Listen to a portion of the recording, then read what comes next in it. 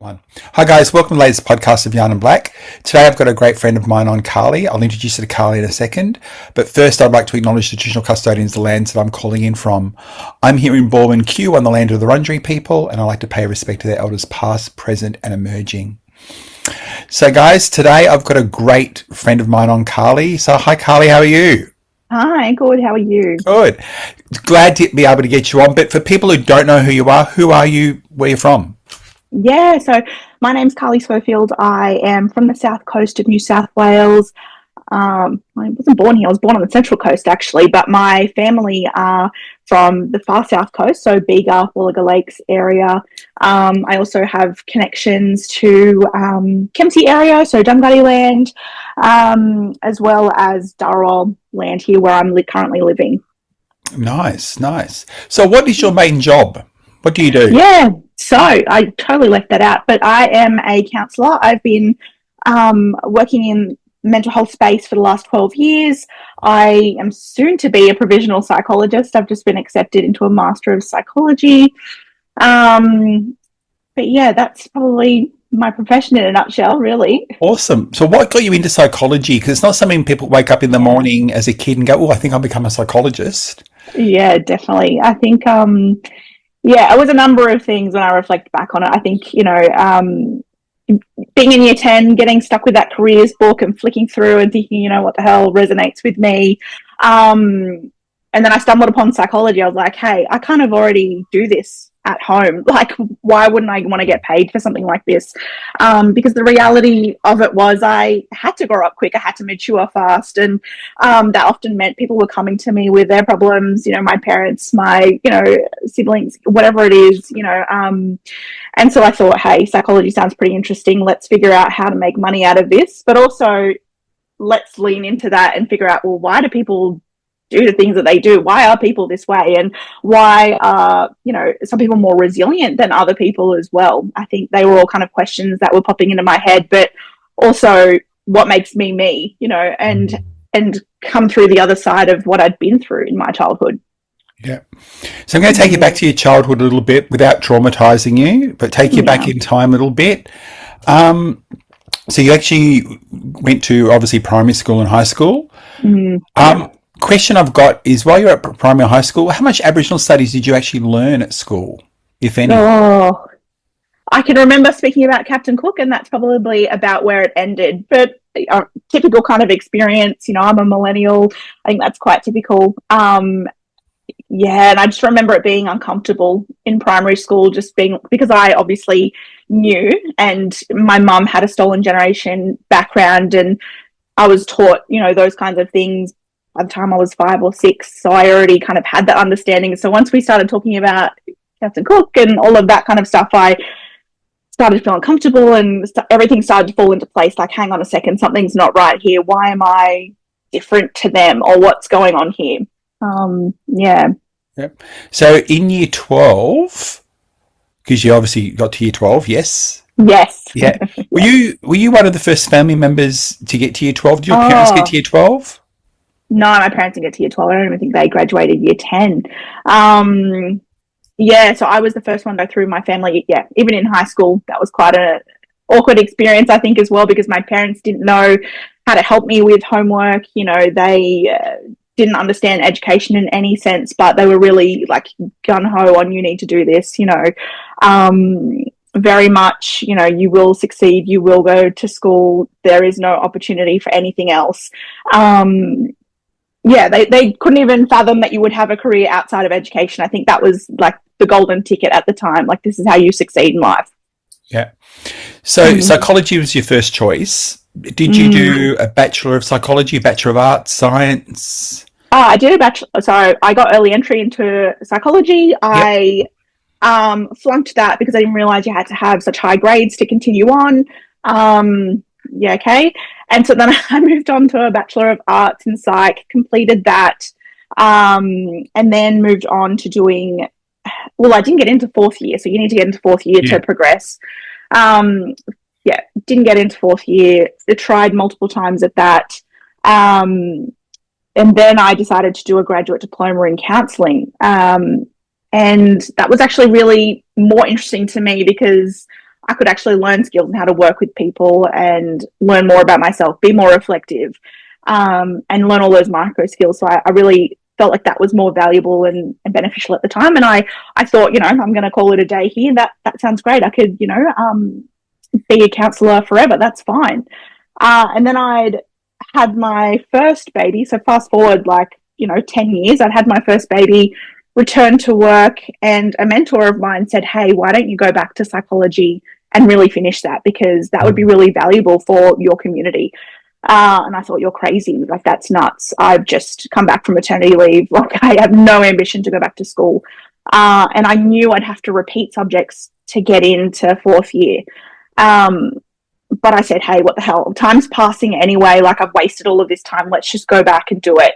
So I ended up repeating my second and third year subjects a few times, if I'm being really honest. Yeah. Applied to a traditional university, didn't get into fourth year. So I like this, you know, I'll just go do my graduate diploma in psychology at that stage. So I went to Adelaide Uni and did that online.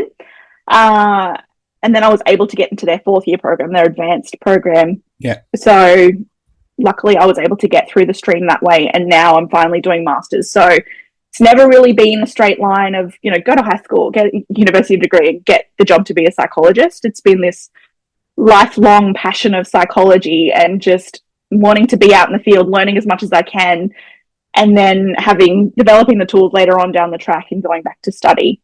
Yeah. So for mob that don't know about what it becomes to become a psychologist, yeah.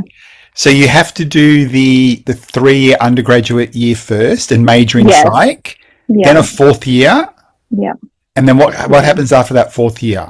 Yeah, and then you do postgraduate studies. So you would either do a Master's of Professional Psychology or a Master's of Clinical Psych. And then after that period of time, one of them is 1 year and the other one is 2 years. After that period of time, you're then a registered psychologist. But if you do endorsement in clinical psychology, then you can be a clinical psych after another 2 more years. So it's a long kind of journey. Yep. And again, what are you going for? So I am hoping to be a clinical psychologist at the end of all of this. I'm dabbling in the world of potentially doing a combined master's and PhD. So we'll see where that leads. I don't like to be stuck in one kind of area and one kind of thing. Like, I love working with mob and, you know, face to face and all of those things. But, you know, I also want to be out in community consulting and working on different projects. I'd love to be in academia as well. Like, you know, I don't see myself being, in one area. Yeah. What research area are you looking at your PhD? Yeah, so that's really fascinating. So I'm thinking something around stolen generation and parenting, so how it impacts on attachment and parenting. There's no research around that, and I think that would be really fascinating, given my own lived experience and just the people that I work with as well. Yeah, I think that's awesome, because you're right, there isn't a lot of research around that area. It's pretty terrible. And I don't know whether or not we've never had the conversations, or we're sometimes too scared to have the conversations because it can be really triggering for people. Oh, for sure. Yeah, definitely. And I think there's a lot of, you know, shame, but fear around talking about some of these things. I know we've had this discussion before around truth telling, and a lot of people are, you know, scared to be vulnerable and talk about these kinds of things. And I really want to be an advocate in that space and talking about these kinds of things, because, you know, while it is very sad, it's already happened, but it's still having impacts on the next generations that are coming after that as well. Yeah. So truth telling is an interesting concept. How do you define truth telling? Yeah, so I mean, I feel like everybody has a story, and especially with the cross section of psychology, you know, it can be really difficult to do that and be vulnerable and share one's truth without watering it down or without, you know, it being linked to shame. Of course, it's going to be linked to those things, but I think it really takes a lot of courage to share your story and talk about those kinds of things, and that's all wrapped in that. Yeah. So if you got young people coming to you going, I'd like to get into psychology, or I'd like to get into a helping profession, where would you get them to start? Oh, definitely. I think it's really just starting in your own community, starting with your own family, and just really, building interest and seeing what kind of things you enjoy, right? Because there's all different kind of branches. Like you might find you really enjoy youth work or working with kids in out-of-home care, or, you know, there are all different kinds of fields. So I just think dabbling in different experiences, you know, it might be volunteering as well. I think that really helps kind of set the scene for what you'd like to achieve. I think even starting off with certificates, you know, in mental health or youth work, whatever it is, to really dip your toes in and get a bit of an interest, that always helps, I think. You know, for me, like I said, it wasn't a linear thing. Like, yes, I did want to be a psychologist, but there were definitely things along the way where I was like, this isn't for me. You know, it's very Western. It doesn't acknowledge our ways of knowing, being, or doing, and it doesn't acknowledge the strength that we hold or the resilience that we hold. And that was really off-putting at times as well. So I think it's, yeah, really understanding yourself, but also getting that experience of what's happening in community as well. Yeah. Do you think that the professions out there actually get trauma informed? No, I don't. I feel like we're still grappling with this all of the time. And like I said, I've worked in different organizations, whether it be in community or, you know, in digital mental health space, or even in hospital settings. And that's been really scary as well, to that overlap of trauma-informed care as well as culturally informed care, I think is, you know, scary to see sometimes. And what I mean by that is just the fact that people not acknowledging that those two things are different but overlap as well. If you don't understand the history, then how do you understand where the trauma is coming from? Exactly. Because we always hear, you know, a lot of my non-Indigenous colleagues will jump straight down with, oh, it's traumas because of colonization and stolen generation, and that's where they kind of leave it. Yeah, exactly. What about all the life experience that we've actually had? Yes, I think it might have started it. Yeah, I agree. Yeah. Agreed. Yeah, that's it, definitely. Yeah.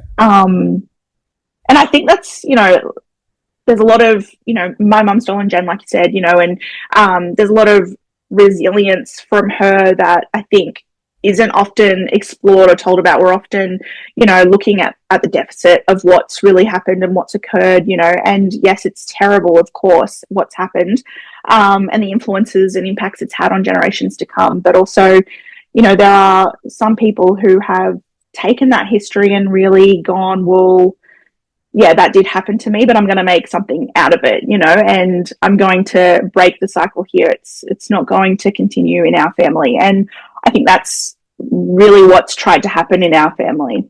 Yeah. So how old's your daughter now? My eldest daughter is 6. Okay. Yeah, my youngest is 3. So she's in prep or year 1? She just finished kindergarten, yeah. Just finished kindergarten. Have they started talking about Indigenous issues in kindergarten? Yes. Her school is wild, like wild in the sense that it's just so far progressive compared to what I ever experienced. And even when I take my mum there, she's like, whoa, you were never learning this kind of stuff. You know, just the fact that they get to be proud and wear their shirts with, you know, cultural artwork, and they get to celebrate NAIDOC week and all of these different things, and the history. They're even still talking about the history already behind, you know, Sorry Day and all of those things. I'm like baffled by a lot of these things. It's amazing, but also at the same time, you know, little me is kind of thinking, well, that's really shit. Like, that's sad for me because I didn't get to have those experiences. But no, I'm so happy that she gets to have those experiences. It's very different for her. She doesn't have any sense at the moment too much of difference, or just even racism. I just feel like our experiences growing up were very different. I'm, you know, for quite fair-skinned compared to my mum, but she still taught me about racism before I started school. You know, watch out for these things. If something happens, you come and tell me these things. I haven't done that with her. You know, it's just a completely different experience.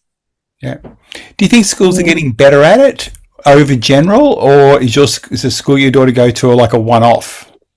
In our community, I feel like they are getting better. Like I do notice a big shift in community that, yeah, schools are getting better. And actually even preschool, I've noticed, like my daughter is in preschool and, you know, they learn songs and do an acknowledgement every morning, and she knows the words. Like, I just find that amazing again. So I hope that it's, you know, more than just my community, but I feel like, yeah, our community is quite progressive. Yeah.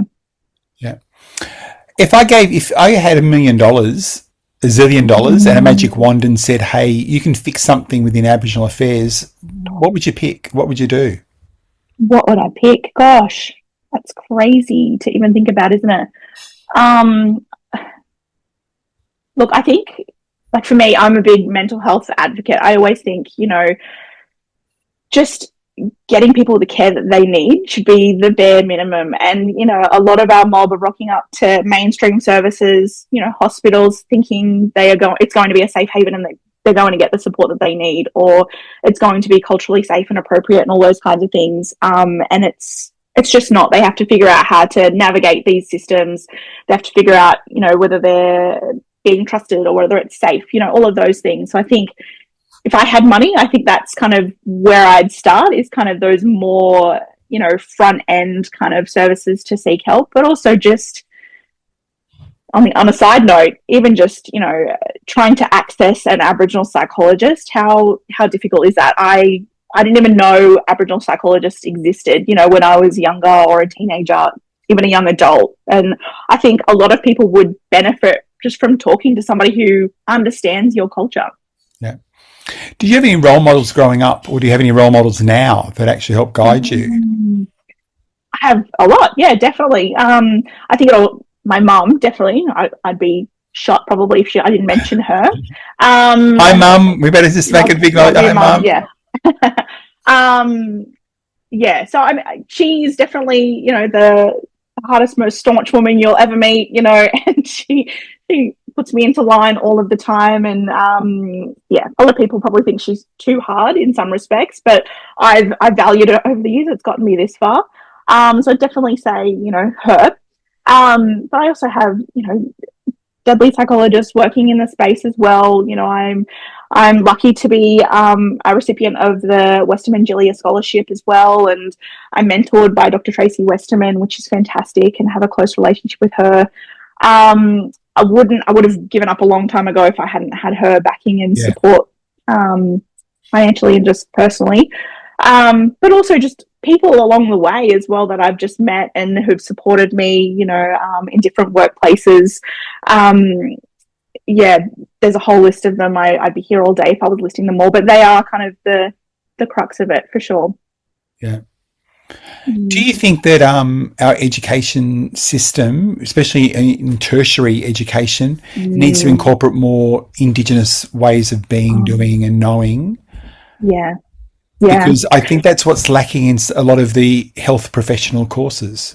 Yeah, of course, definitely. And and that was the funny thing about studying psychology straight after high school and then doing it again, like, you know, nearly 10 years later, is that not much had changed in that space. And when I first done it, that was the most disappointing part, is that I didn't get to learn how to work with mob, you know, what tools are going to help, how do I relate, even though, you know, I know, but I would like them to still say, like, hey, this is what you should do, teach everybody in the room the same thing, because you're going to come across, you know, Aboriginal clients. So no, I just, nothing much has changed in that sense. I still feel like it's something that's pushed to the side. It really needs to be something that is integrated through, you know, all different subjects. It's not just a one and done kind of thing. Yeah. It's, you know, cultural competency by definition is something that is reflected upon throughout your career. It doesn't just happen and then it's gone. And I think that's the same with learning. Yeah. Well, what makes a clinician culturally competent? Good question. Tricky question, isn't it? Because I think there's a lot of terms thrown around this as well, isn't there? Like, you know, culturally appropriate, culturally safe, culturally competent. You know, what's the difference? What's cultural humility, cultural? Yeah, exactly. Yeah, cultural load, colonial. Like, it just becomes, and no wonder people are confused. Well, what is it, right? And I think it is coming back to. Well, I think it's immersing yourself in the culture, understanding and knowing the culture, right, and the history that's taken place and how that plays out day to day in what you might see. So it might be, you know, like we were talking about, you know, stolen generation and how that plays out now, what that looks like now. Like, yes, this happened a while ago, you know, it's still quite recent in our history when you really think about it. Like, I'm still young. I'd like to think I'm quite young. My mum is quite young. And, you know, that's not that long ago. It wasn't that many generations ago. So it's kind of coming to that, knowing that, you know, this is still occurring in our society, you know, and it still has impacts. But also, like, being sensitive to that as well, I think, and creating that safe space, and but also checking your own biases as well. I was talking to Mum the other day about police. It randomly came up because I was thinking about, like, how bias, you know, we all have our biases, right? It's hard to know what they are unless you are reflecting on them or you're confronted with them day to day. And that's a part of being a clinician as well, is checking these biases and being competent in being able to check and do that work yourself, but have somebody hold you accountable to those things as well. And I think that's important, because I think a lot of professionals sometimes don't feel like they need accountability in terms of, I'm the professional, I know everything, thus I don't have any biases. And then they're the ones that need cultural awareness training and cultural competency training more than anybody. I know, yeah. But they're the ones that scare me, Yeah, but do you think that's got the Western way of, like, I always say that the Western way looks at everyone has to be perfect. So non-Indigenous professionals have to, they try to achieve perfectionism all the time. Yes. Aboriginal people, we want perfectionism, but, you know, it doesn't have to be perfect all the time. It has to be consistent most of the time. Yes, agreed completely. Yeah. And I get stuck in this tug of war a lot of the time with perfectionism, because I think, like, you're right. I think, you know, of course, I'm a type A person. I'd love to be a perfectionist and all of those kinds of things, but I'd much rather be human at the same time and be able to connect with somebody and show that humility. I think that's way more important than, you know, nailing a skill or, you know, nailing therapy and whatever that looks like in terms of perfectionism. And you're right. Like, I feel like psychology really lends itself to wanting to be this perfect science, whatever that means, right? And it just, humans aren't perfect. No, didn't you get the manual that goes with every client? Exactly. I think it's volume 2 after how do you look after a baby when it's born. I was gonna say that is like a 101 lesson in how to not be perfect is parenting. And then marriage is another one. Yeah. Didn't you read the manual that goes with it? The life manual. Yeah. That's it. And the good thing about blackfellas is our sense of humour. Yeah, that's it. Yeah, so we can laugh about things. Oh, completely. I think that's a strength. And, you know, as well, having a yarn, but talking about yourself sometimes is okay. Disclosure is okay sometimes, you know, and I think psychology puts a big, you know, no around those kinds of things. And, you know, I understand what you're trying to do, but at the same time, you know, blackfellas, we don't relate like that. We are contextual. We are, you know, human. We like to interact with each other and figure out where we're from and place context around those kinds of things.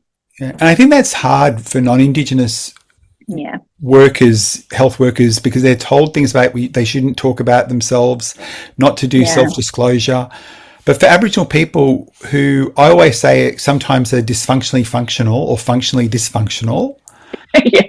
Right. I want to actually hear another person's story about how they were actually able to, not necessarily everything they went through, but what strategies and techniques and things that actually worked for them. Yes. For me to actually feel like I can trust them. Exactly. Yeah, completely. And I've been to a therapist and I found it hard to relate to them because of that. You know, I wasn't getting anything back. And so, I completely agree. I think that's exactly it. We just want to be able to trust that they understand where we're coming from, but also that they have some, you know, familiarity with what we're experiencing as well, or understanding at least. Yeah. To validate us. Yeah. So, where do you see yourself in like 5 or 10 years' time? Sounds like a bit like a job interview now. It's not a job interview. Oh, dear. Where do you see yourself in Making me sweat. No. 5 or 10 years time? 5 or 10 years time. Gosh, I don't know. Like I said, I really want to have my own space, just where mob can just come in and receive support and help as they need. Especially mums with bubs and families. I think that's where my real passion lies. At the moment in community, I know that there really isn't much access to an Aboriginal psychologist. And if there is, you do have to pay like an arm and a leg, right? I would just rather that not be the case. I'd rather have, them come into my service, feel culturally welcome and safe and all of those kinds of things. That would be end goals. Like, that would be amazing. But I'd also love to be working in academia, in research, really progressing things, systemically in that way as well. We have so much to do in the space of psychology and teaching cultural ways of, being, knowing and doing, right? So that's, another thing probably on my bucket list too. So there's a big few ticket items in 10 years. That's a lot. Yeah. And mental health is such a huge spectrum when we talk about mental health. Really? Yeah. And there's still a lot, not a lot of research in many areas of those mental health illnesses that are specific for First Nations Australian research. We don't actually have the stats, and I think that's what some students struggle with when we have to honestly say there is no stats, because it's never been researched, or the research doesn't ask people that question, do you identify? Because we know in research ethics that if you're going to ask that question and you need to find out about Aboriginality, well, the community needs to benefit from the research. And if they can't come up with a benefit, then the question automatically gets taken out, which means we don't actually have the research. That's it. Exactly. Isn't it wild how little we actually know in, 2026? Yeah. And I was just thinking of topics like, Aboriginal people in gambling, Aboriginal people and eating disorders. I know there's a bit of research just starting now. But they're real issues that people have experienced for years, but there's very little Aboriginal specific research on those topics. Yeah, that's it, definitely. Yeah. A lot of gaps to fill, for sure. And as you were talking, I was thinking about even psychosis, how we're just getting started around schizophrenia and all those kinds of things. And I can't even think of the word right now, but I've lost it. Never mind, that's okay. But more kind of, I was thinking about, things like being sung to, and culture bound syndrome is what I was thinking, and how, we're only just tipping the iceberg of culture bound syndromes, and how, there is a link or a disconnect as well, even between the two, in exploring some of those things in the research. Yeah. Have to be big changes. We need more First Nations research. Oh, yeah. Just to help guide us as, Aboriginal clinicians as well, but also for us to then lead in how do we put culturally constructive guidelines or considerations for our non-Indigenous colleagues to actually work with mob as well. Exactly, definitely, for sure. Yeah. So I've got a couple of other questions to ask you, and one of them is that, have you been doing a bit of teaching recently? I have, yes. At the University of Wollongong. At the University of Wollongong. What do you actually teach there? So I'm not teaching. I'm supporting in the graduate certificate of Indigenous trauma and recovery practice. I've been supporting students who are working in that program. So that's been really rewarding, very different, because I'm used to being a student at that university. So now I'm on the other side. So I think that's kind of really opened up the door to research and academia. Like, that's because to me, I often thought like, oh, that's quite a scary and intimidating thing to be a part of. But now I'm on the other side. I think, wow, it's actually really nice and quite supportive. So maybe I could give it a stab. I've been doing that. I did it last session, so for the last 6 months, and I'll hopefully do it again this year. I have the space to with my masters. Yeah, that's good. Yeah. How long's your master's going on for? How long have you just started? Are you nearly finished it, or? I'm going to start in February, so Oh, it's 2 years. Yeah. scary?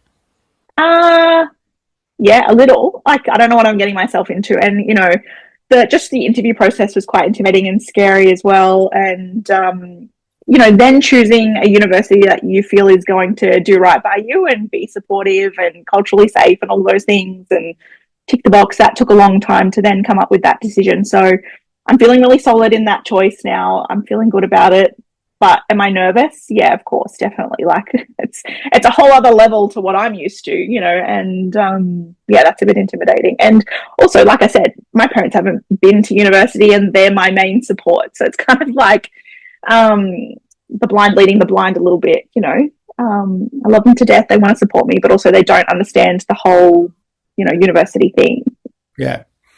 When I met my mum later in life, right, and I'd already graduated from uni, and the day I met her, she thought that I would walk around in a hat and gown. Yeah, so I didn't turn up. I didn't turn up with a hat and gown when I first met her. She was like, hey, "Don't you work at the university thing? Haven't you studied there?" That's what. Exactly. That was her perception of what my life would be like. That I'd be walking around because I had my Master's of Social Work and my Master's of Research, and she thought that's what I would actually be walking around with on a daily basis. Funny. Yeah, that's funny. What they think of. I know, definitely. Yeah. I don't know what they picture. I don't even know if they realise how much work and effort goes into all of it as well. But anyway, they're proud. Yeah. Do you see people that you're a role model for other people around you? Yeah, I do. I do see the next generation coming up, and even other people, you know, my own age, you know, exploring what it means to work in the health space or the mental health space and asking for advice or how to navigate this or, you know, how to navigate the workplace as well, I think can be a bit tricky too, in terms of, and I've reached out to you at a time as well around that. And I think it's good we all have each other to kind of lean on for support in those times as well in navigating those things, because these systems aren't made, you know, for us, and they're not easy to navigate either. So I think it's always good to be able to do that for other people because people have done it for me. Yeah. One thing we do see though is the tall poppy syndrome and lateral violence that actually occurs. Do you see that in your area as well? Yeah, definitely. Of course, I've experienced it firsthand. Yeah, and you know, especially being young and starting out in a workplace, and you know, feeling like you're going to make a difference and all those kinds of things.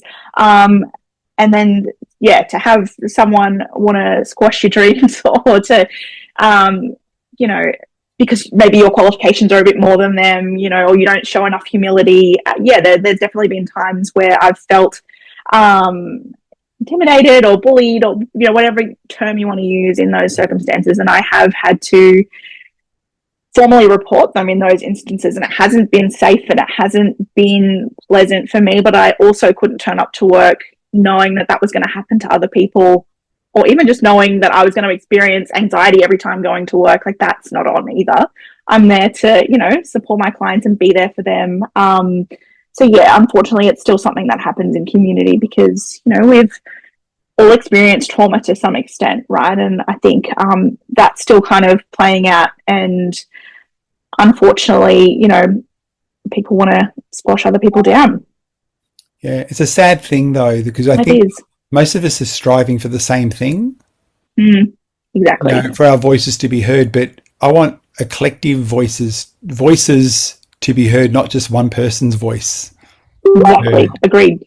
Couldn't agree more. And I think, you know, there's enough of the pie to go around. We're not all fighting for the same, you know, piece of money or whatever it is. You know, there's enough for all of us if we work together. We're all on the same mission. You know, I don't see why we need to tear each other down. There's just no need. So I'm just watching the time, and I've got one final question for you, and that is, what would you like people to walk away with from our yarn this afternoon? I think there's a lot of like richness to our conversation. I feel like even just reflecting on my own kind of journey, you know, I've been in this space for, you know, 12 plus years, and I think it's just following your own passions is what's most important. You know, if you feel like you're going to make a difference, then go ahead and do it. Give it a crack, right? I don't feel like you should hold yourself back from doing those things because other people, you know, might put you down, or other people might, you know, want to tear you down, or it becomes too hard. You know, I feel like if you're constantly moving in the right direction, you'll get where you want to be. And I think that's been the story for me as well. Like, it's not been a, you know, straight line to being a psychologist, but I've moved in the direction of passion always, you know, working with mob, being involved in different things with mob always. And that's been rich and fulfilling. And I've helped a lot of people along the way without the title of being a psychologist. But now I'm going to collect my piece of paper, right? So I think it's just, you know, move in the direction that, you know, you're most passionate, and it'll all come into place. Yep. And then with your masters, do you use the term, does the title doctor automatically come with that for psychologists? No, so you have to do a doctorate. So I'm thinking of doing a doctorate combining with the masters. So yeah, that'll be a whole other thing. I know. Yeah, you're setting that bar high for your kids. Yes, yes, I know, exactly, definitely. Yeah. Lucky them. I want to say thank you for joining me today. You know how much I love the work that you do. And likewise. And I just want to say thank you for joining us. And guys, I'll see you at the next podcast. And thanks, Carlie. Beautiful. Thank you. Bye.